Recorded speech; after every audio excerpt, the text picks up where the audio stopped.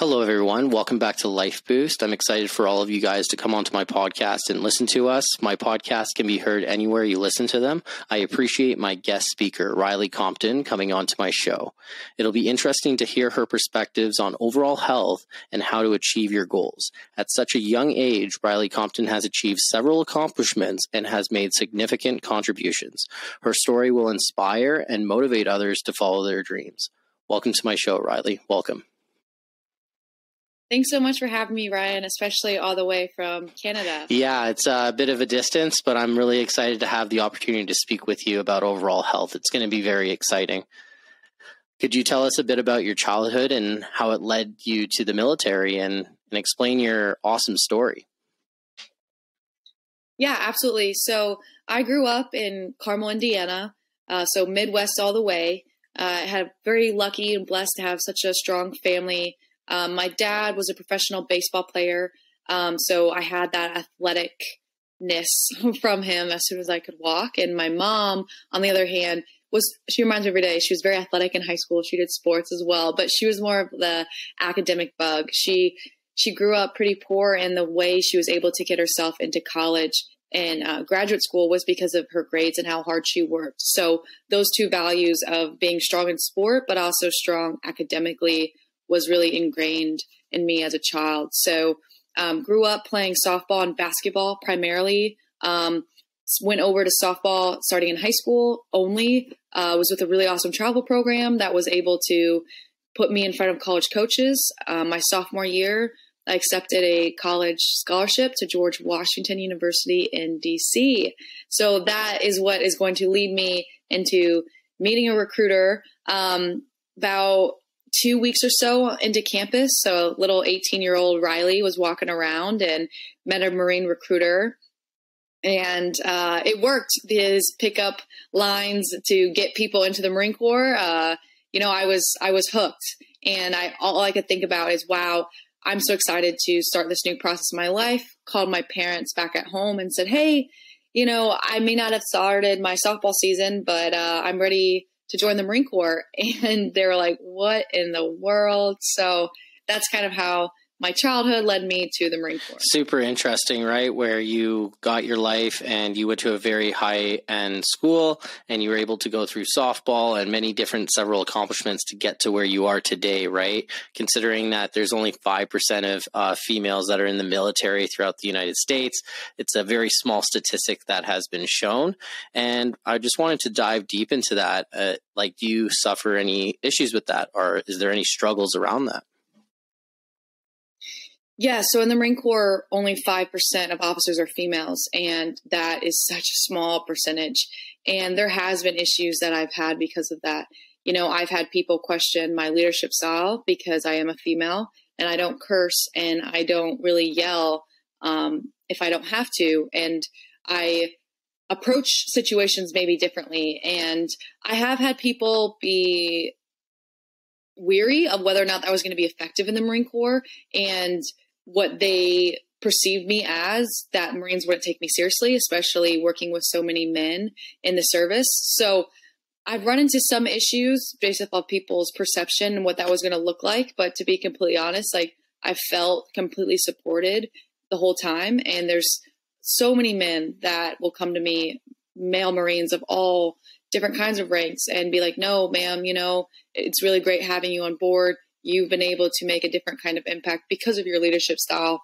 That has been really receptive to certain Marines. So very interesting, right? And what's one lesson in the job that you could explain to us that has taught you something at some point in your lifestyle? Like, what is that tip that we could take in from being in the military? Yeah. So the biggest tip that I would say is, it's not about you. It's about the people around you and about that team atmosphere and culture.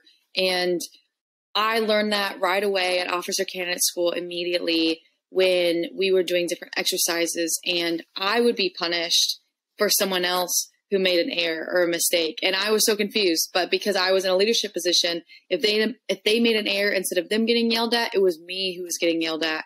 And at 18 years old, I didn't understand right away. But I quickly, ever since I've actually been in the Marine Corps, realize that I need to make sure that I'm squared away as a leader to then make sure that other people are. And I need to take extreme ownership for the things that happen to my Marines. And instead of pointing fingers, like, well, that's your fault, you know, as a leader, like that's on me as well. Even if I didn't know, then that's my fault for not knowing. So I think something that we could see happen a lot more in today's society is this extreme ownership concept of taking accountability as leaders for people below us who make mistakes as well. That's really good advice, trying to take accountability for yourself and really ensuring that you're making consistent goals for your future. And I find that a lot of people don't have that mental resiliency to even do that in the first place, right? So what are some good tips that you could give us to try to enhance mental resiliency? Because that's something that a lot of people struggle with. And it seems that you're really killing it when it comes to that. So what would be your suggestions?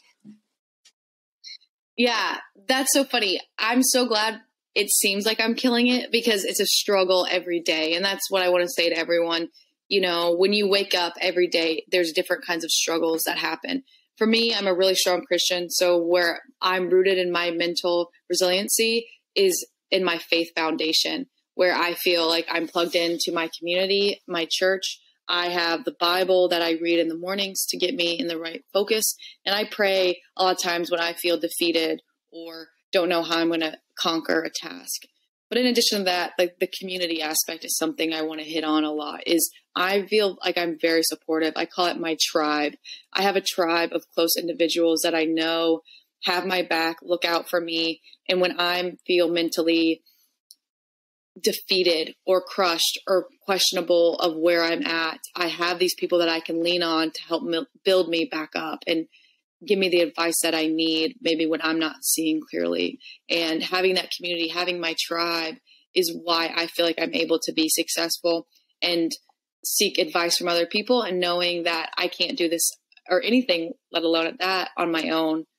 Yeah. And you're going through so many different things throughout your personal life and throughout your work life. And there's so many different things that you have to do to challenge yourself every day to make yourself a better individual, right? So it's really incredible that you're able to manage that and be able to understand that nobody's perfect, and that you got to figure out ways and strategies to make yourself successful, right? Because for you, it works in that aspect, but for other people, it could be different, right? So it's good to identify that you just need to continuously keep working on yourself to try to make yourself a better individual overall, right?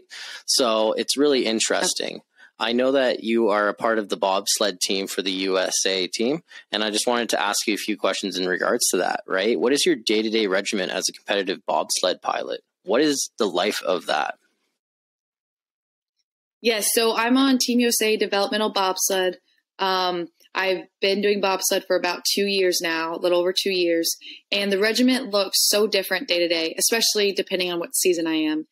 For anyone who watched the Winter Olympics, the word winter is needed to participate in bobsled. So between roughly March and October, there's no ice anywhere. It's too warm. It's summer. So there's no way to practice my sport. And then October through March, depending on what time in March, there is ice, we're able to train. So I'm a pilot.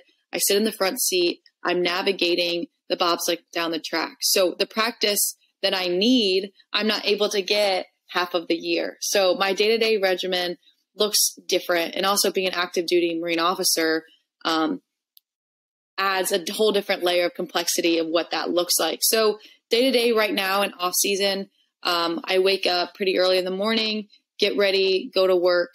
And then I do my training in the middle of the day during my lunch break, come back, work extra late, come home, either do my Bible study, cook dinner, and literally go to bed. And so it's a rinse, repeat cycle of that, and making sure that I'm healthy, I'm getting my training in, I'm communicating with my coaches, I'm doing everything I need to at work, I'm investing in my Marines, and I'm taking care of myself.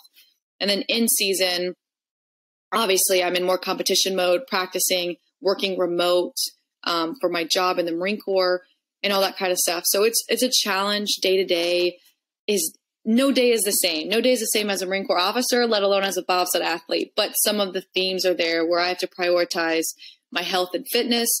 I have to prioritize my mental health. I have to prioritize my job, and I have to prioritize like learning these tracks and being the best athlete that I possibly can to achieve my goals. Yeah, it's incredible that you're able to manage that overall lifestyle, right? It's a really important aspect as a competitive athlete, right? And you have to really try to create goals and continuously beat them every single day, right?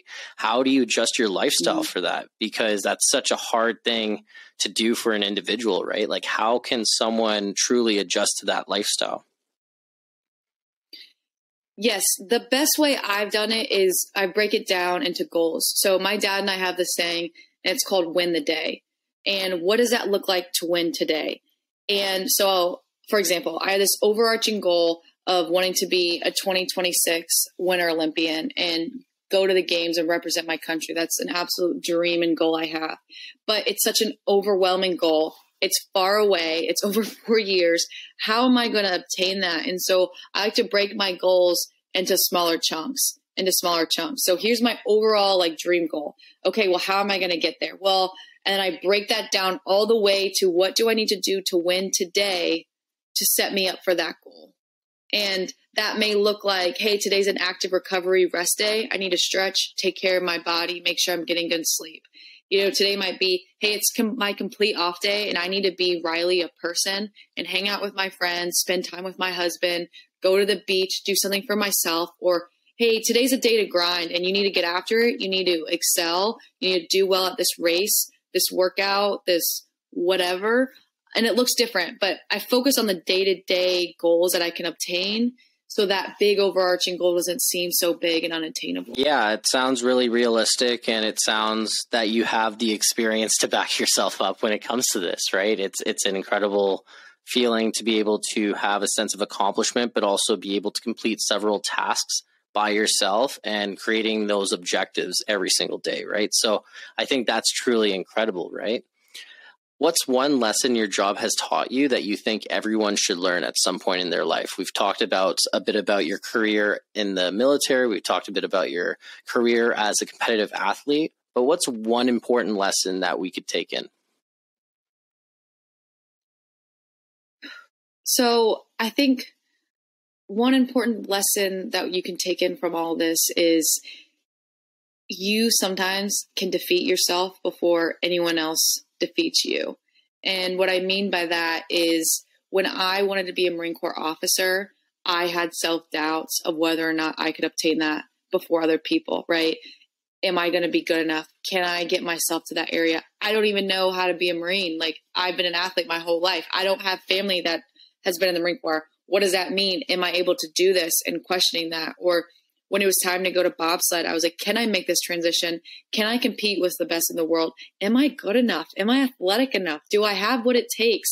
Can I balance this? And so many times I see people all over the world count themselves out before they even get it a chance because they're fearful or they have some of those questions and they're scared of public failure. They don't want to disappoint. They are comfortable in the setting that they are now. And an overall theme and why I feel like I've been successful and why doors have been open for me is because I haven't counted myself out. I'm like, if I fail, I fail, but I'm going to go down trying. I'm going to go down swinging and give it everything I have. And I'm going to make someone else tell me no before I tell myself no. And I think if we all have that mentality here, obviously for me, I'm rooted in the Lord and I have confidence there that he's going to open doors and guide me. And so if something's on my heart, I should at least pursue it. But for others, just don't count yourself out before you even try something. And I know as women, sometimes we struggle the most with that of like self-doubt and self-criticism, maybe more than men do. And I just want everyone to be cognizant of that and know that, how do you achieve this dream goal? Well, you start one step at a time, one application at a time, 1 mile at a time.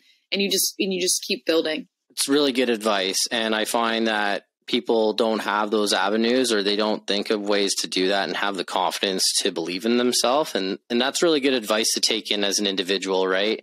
And it's good that we're able to share that knowledge to a lot of people and just understand that you got to start somewhere and work your way up as an individual to make yourself better, right? So really good advice on your half, right? Like, it was really nice to hear that perspective. What is something that you could inspire for people that struggle with mental health.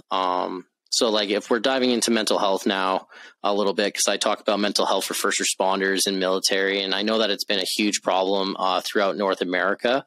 What are some big tips that you could suggest for them to improve their overall lifestyle?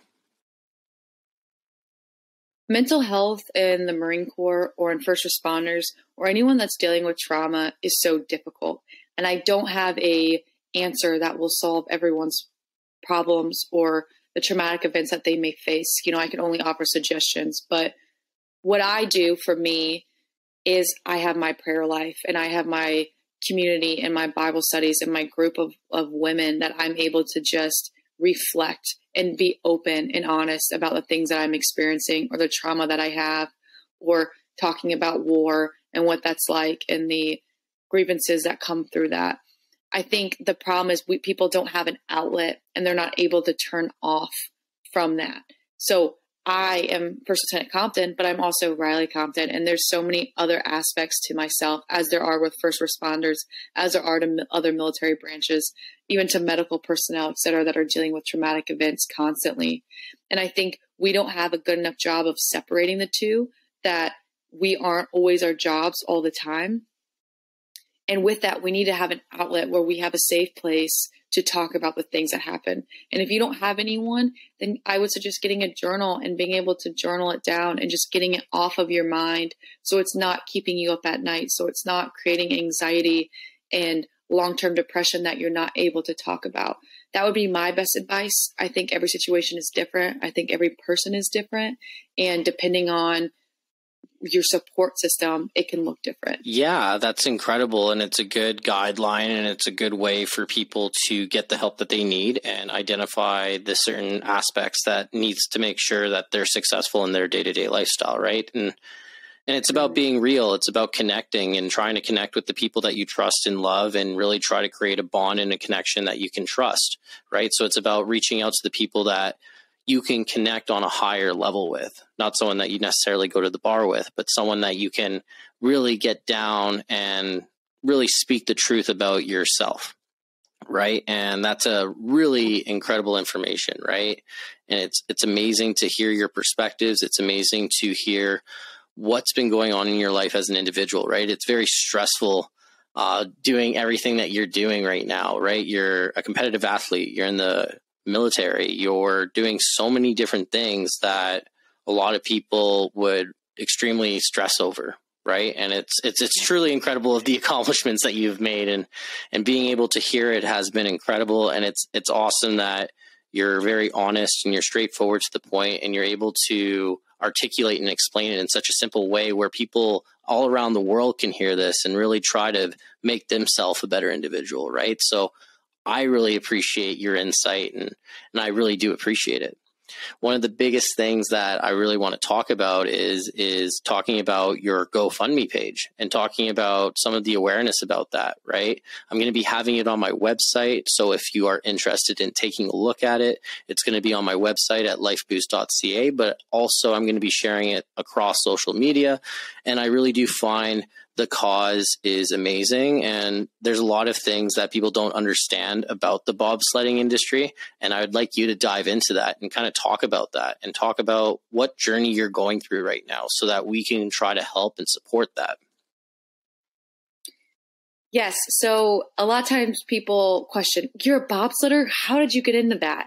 And that just goes to show, or what is bobsled? It goes to show how small the community is and how few people actually know. And if they see it, they've either seen Cool Runnings, which is awesome. 100%. If you have never known what that is. Or two, they watch it on the Olympics every 4 years and it's in their mind for a day or two and it's out. And because of that, there's not a lot of funding that goes along with that. We're not USA or gymnastics, basketball, these high revenue track and field sports that people have all competed in when they were younger, can relate to, can watch it and make money. Nor are we the professional athletes that have the NBA and then are able to go and just like do the Olympics for funsies. You know, the Olympics is what you dream of, and it's your culminating event that takes 4 years to live up to. But with that, there's not a lot of money in the winter sports. especially for sponsorships and all those kind of things. And we do the best that we can, but bobsled's an expensive sport. To put in perspective, a 2-woman sled can be up to $50,000 for just a sled. And that's not going into any of the additional equipment that you need or the travel, because majority of the tracks are in Europe or in Asia or across the pond, and what it takes to ship that $50,000 sled and all these kinds of stuff. So Team USA is not government funded. So we don't get funds from the government in order to compete in the Olympics or get paid to be an athlete like some of the other countries do. So what that means is it comes from within our organization, and within our organization, there's not a lot of money because not a lot of people do it or even aware of what we're doing. So the beginning stages are self-funded, and that's tough. I'm blessed and fortunate. USA Bobsled and Skeleton is supporting athletes. They do support me, but they're only able to support to a certain amount. So to get to the Olympics, I have to get my foot in the door. I have to get this equipment. I have to be able to compete and show that I'm competitive so I can be invested in to be on the national team that is funded and taken care of. And that's my goal within these next couple years, is to get there so I can go to the Olympics. So I started this GoFundMe page because I didn't know what else to do. I'm working full time, and I use a lot of my own revenue, and I set aside a certain amount of each paycheck to save to be able to do this. And any support from anybody is huge. Financially, any partnerships means the world to me, but I know not everyone's able to financially support, and that's fine. There's other ways to support me without having to give me money. Any prayers would be absolutely wonderful of just my journey and safety and health in a crazy sport, or just following me on social media at Compton, or following along with my story, or reposting or sharing with like young women and children and men and military members or whoever, what I'm doing to inspire others, because that's worth it for me. That's a payment in and of itself if we can inspire people through the work that myself and so many other my teammates are doing. So thank you so much for your support, Ryan, and putting that out there for everyone to know. It means the absolute world to me, and anyone who's considering. There's so many ways, and one way isn't, I view, higher than the other. A dollar is a dollar. A prayer is a prayer. $500 is $500. It's all the same to me, because everything is a blessing, and I'm so thankful for everything. I appreciate you for being genuine, right? I appreciate that it's not just about the dollar value. It's about understanding that this is your passion. This is what's making you driven, and this is what you want to be. You want to be in the Olympics, and it's a huge accomplishment, but of course you're going to need support throughout this journey, right? And so I'm definitely going to be sharing this on my website. I'm going to be sharing this throughout my social media, and people that do fundraise towards your fund, I'm going to be doing 15% off on all my items at my store location online. And all you need to do is make sure you have a donation towards the cause, and making sure that you have proof of receipt. And once you do that, by all means, you will be able to redeem this, right? So it's really special to be able to contribute towards your cause, because it is a very underrated sport. And like you said, there's so many things that it's in the background that you have to pay out of your own dime, but also like even more than that, right? So I think that it's incredible that you're still not giving up, and you're still trying to complete your journey, right? And with your mental resiliency, your toughness, and your intelligence is the main reason why I wanted to interview on this podcast, right? I really wanted to try to understand a different perspective, especially someone that's from the military in California. Like, I'm from Canada, right? So it's a really nice perspective to understand that, there is female military members that are struggling within the military, and they're working hard, they're grinding, right? And there's so many different methods and ways to be successful throughout your whole life. And it was great to be able to hear what you had to offer, because a lot of people don't get this opportunity. A lot of people don't get the opportunity to share their emotions or to share what their perspectives are, right? And I think it's incredible to be able to share this on my podcast, but also being able to share it with you. And I really just wanted to say personally, thank you for coming on to my podcast and really trying to make an impact in the world we live in today, right? I do appreciate it. Yeah, Ryan, thank you so much for reaching out to me, scheduling this, all the hard work that goes in behind all your podcasts. for all you listeners, thank you so much. Continue to support my man Ryan over here. I'm excited to see what guests he has on next, and let's continue to support. And if there's ever anyone who's listening that wants to talk about anything, learn more about my story, whether or not that's faith-based, military-based, bobsled-based, whatever it is, please reach out to me or reach out to Ryan. We'll point you in the right direction, and we just want to change the world together. Awesome. Thank you, Riley. I wish you well and have a wonderful day. I wish you well. Thank you, Ryan.